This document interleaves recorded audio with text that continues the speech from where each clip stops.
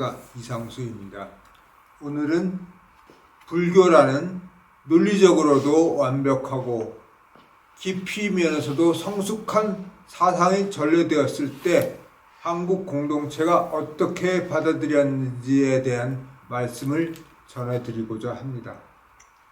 불교는 한국의 토착신앙이나 민간신앙과는 달리 논리적으로도 완전하고 사상적으로도 깊이가 있는 사상체계입니다.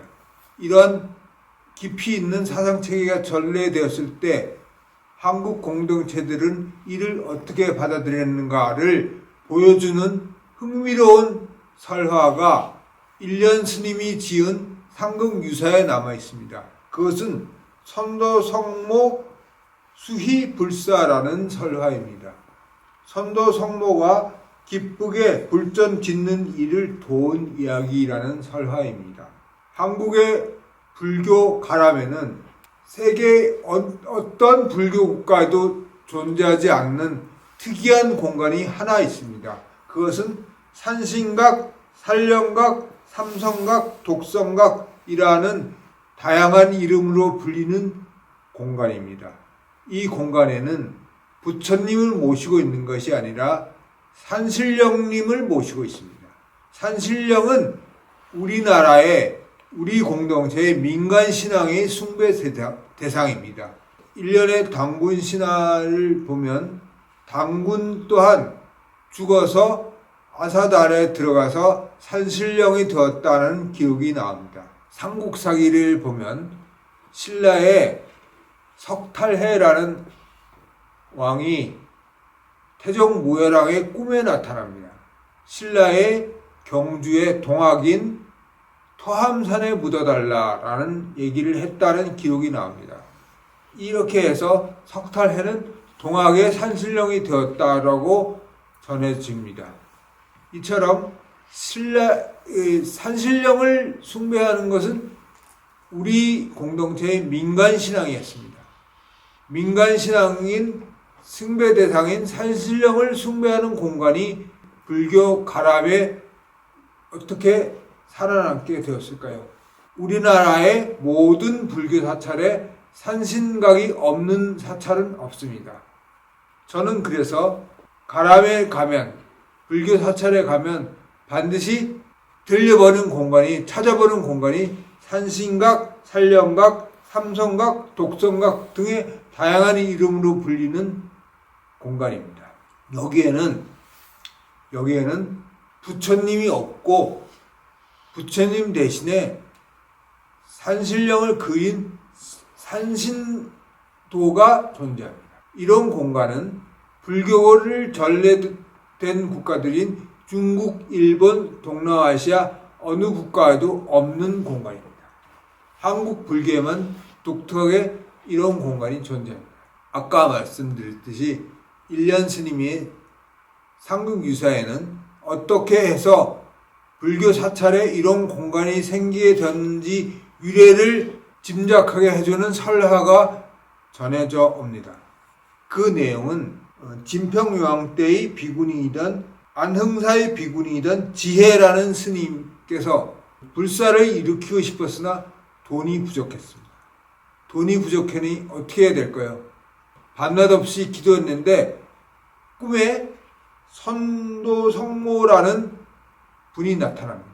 선도성모라는 분은 어떤 분이냐면은 우리나라의 민간신앙에 등장하는 선녀입니다.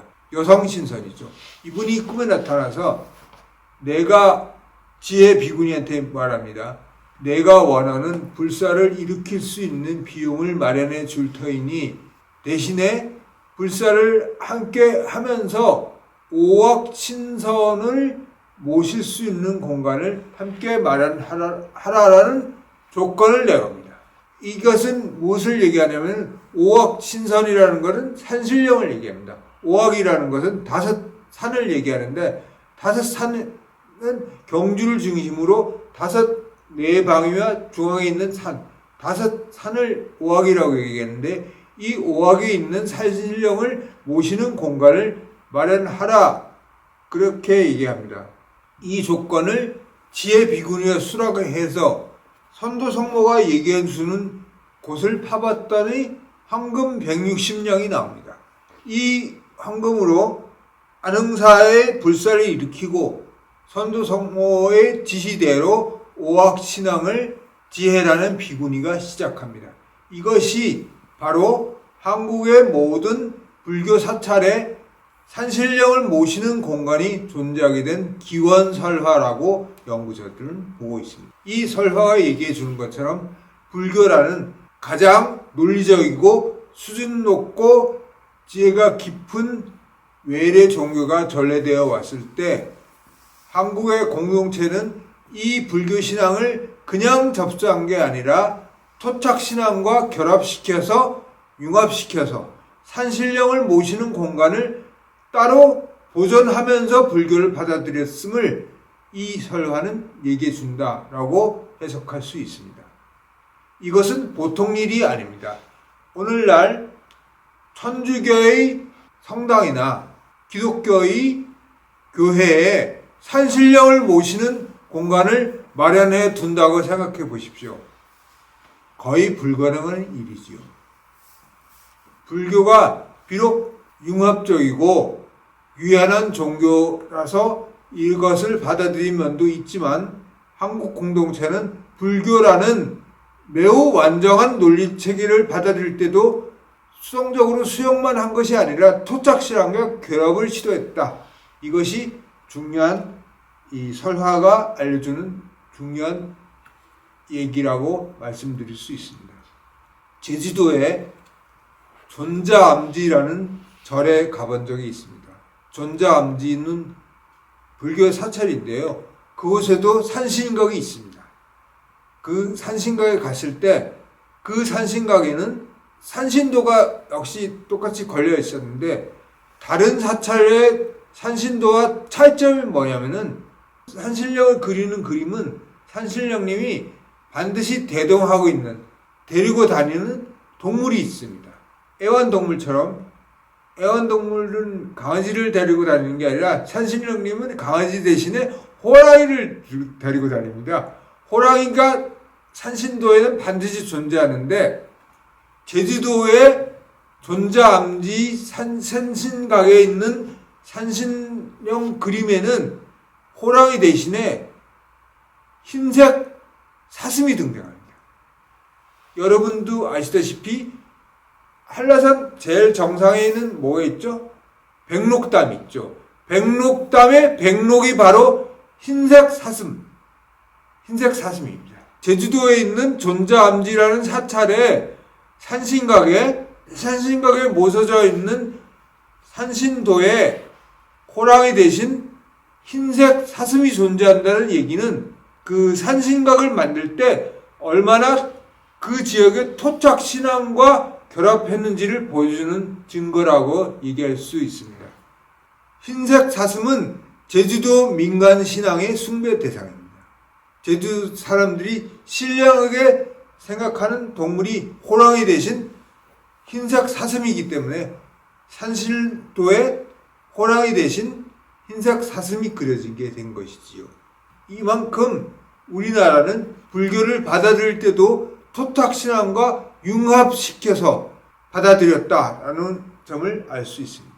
불교를 받아들이면서 토착신앙과 융합을 시도했던 것이 첫째 되더라면은 두 번째는 불교를 받아들이면서 그 논리에 충실하려고 했던 것이 이 땅의 공동체들이 불교를 수행하는 방식이었습니다. 그것에 대해서는 다음 시간에 이어서 말씀드리겠습니다. 그런 태도로 불교를 수행했기 때문에 원효라는 위대한 불교의 스님이 등장할 수 있었던 것이라고 저는 생각합니다. 우리 공동체가 불교를 받아들이는 또 다른 자세와 원효 스님의 등장에 대해서는 다음 시간에 이어서 말씀드리도록 하겠습니다. 오늘은 여기까지 말씀드리겠습니다.